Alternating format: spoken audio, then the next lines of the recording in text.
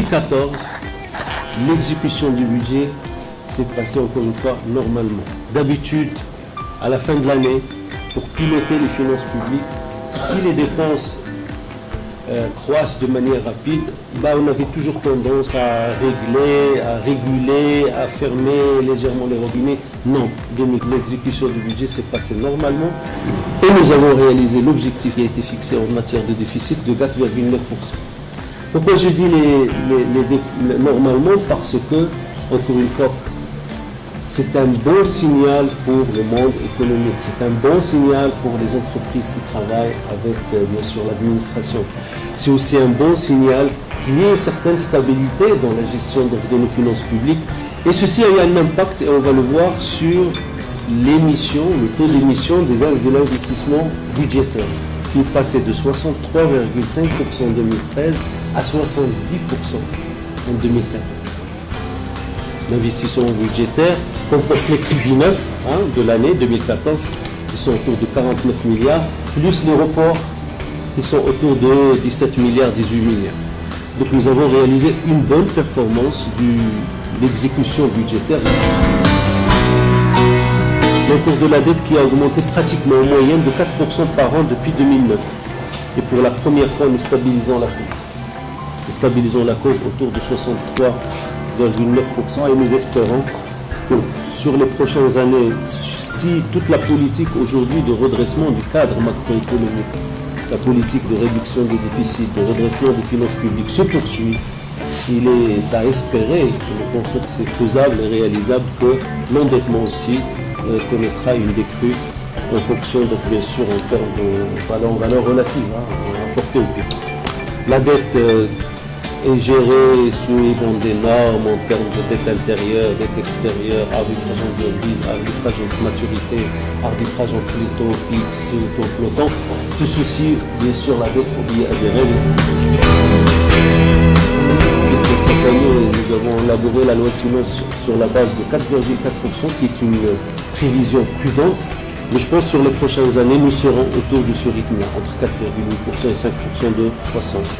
Nous concourons, donc nous maintenons la réduction, et nous sommes aujourd'hui, si le cours du baril de pétrole reste à ces niveaux-là, et l'amélioration bien sûr des performances à l'exportation, que nous allons réduire le déficit à des niveaux soutenables, acceptables, autour de 3%, 3,2%.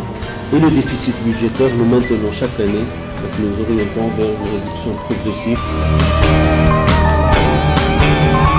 Aujourd'hui, il y a urgence. C'est la réforme la plus compliquée dans le monde. C'est un travail en cours et j'ai bon espoir que cette année, à la fin de l'année, la réforme soit adoptée et qu'on démarre le 1er janvier 2016. La réforme paramétrique, qui est une réforme urgente, nécessaire, est la première étape. Et la deuxième étape, c'est la réforme de l'ensemble des systèmes de retraite. Encore une fois, il faut rentrer dans le détail pour créer un pôle public. Comme ça, on élargit la base des adhérents et un pôle privé pour trouver les moyens et les passerelles entre les systèmes. Qu'il faut la faire et que ça va nous donner, bien entendu, un répit, entre parenthèses, de 10 ans ou de 12 ans. Et c'est la règle, dans tous les pays, après 10 ans, il faut revenir.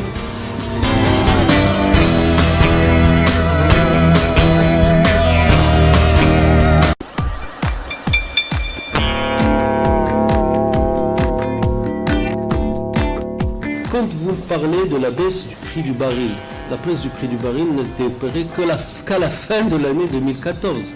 Et je peux vous dire, sans me tromper, que la réalisation du déficit de l'année dernière n'a pas été significative. Au contraire, aujourd'hui, je parle du plan budgétaire. La baisse du prix du baril, après la décompensation et demain la libéralisation, a généré moins de recettes, aussi paradoxalement que cela puisse paraître. C'est évident. Puisque toute baisse est répercutée sur le consommateur, c'est vrai que la caisse de compensation est allégée, mais quand il y a une baisse du cours, c'est le consommateur qui bénéficie, mais au niveau du budget, nous voyons les recettes fiscales, notamment au niveau de la TVA à l'importation, qui baissent. Quand on parle d'arriérés de paiement sur l'État, je peux vous dire, et les établissements publics, je peux vous dire qu'en dehors de 2 établissements publics qui sont en train d'être gérés aujourd'hui, de mon point de vue, le problème est réglé. Au niveau de l'administration, parce que les arriérés de paiement proviennent d'où? Les arriérés proviennent de non-disponibilité budgétaire. Aujourd'hui, pour l'administration et pour l'ensemble des établissements publics, ils ont le budget nécessaire pour faire face aux arriérés qu'ils ont accumulés. Encore une fois, sauf les AREF, et on va revenir à l'histoire des AREF. L'autre point ne concerne pas les arriérés de paiement, concerne le délai de paiement, qui peut être allongé. Pour revenir aux AREF, nous avons débloqué 2,1 milliards. Je peux vous dire, sur les 2,1 milliards, il y a aujourd'hui 1 milliard qui a été consommé et 1,1 milliard qui va être consommé avant la fin du mois. Je l'ai dit, dès que le 2,1 milliard est consommé, on débloque 1 milliard. Ça va être fait début avril. Ça remboursera toute la dette échue des AREF en 2014 qui est de 3,5 milliards. Je pense qu'en fin 2015, début 2016, nous rentrerons dans un cycle normal aussi du paiement des arriérés des AREF. Il y a aujourd'hui une réflexion, une étude, mais il n'y a aucune décision sur le butane. Le butane est un produit très sensible. Mais, contrairement à ce qu'on pense, il y a plusieurs utilisations. Il y a le butane que nous utilisons pour la femme au foyer, pour faire à manger, d'accord. Mais, vu le différentiel de prix, vous avez le prix de l'énergie issue du butane moins cher que peut-être les autres sources d'énergie, parce que c'est normal qu'il soit utilisé dans l'agriculture. On m'a dit comment elle est utilisée, mais elle est même utilisée dans des véhicules, c'est normal. Donc il n'y a pas que l'utilisation des mélanges. Ça c'est un fait. Il est vrai aussi que le butane représente aujourd'hui 15-16 milliards de dirhams au niveau de la caisse de compensation. Mais il est légitime pour un gouvernement de réfléchir. Même si vous donnez une bonbonne de gaz à toutes les familles marocaines gratuitement, une bonbonne par mois, ça coûterait la moitié de la facture. Mais les choses ne sont pas encore ficelées. La décision n'est pas prise.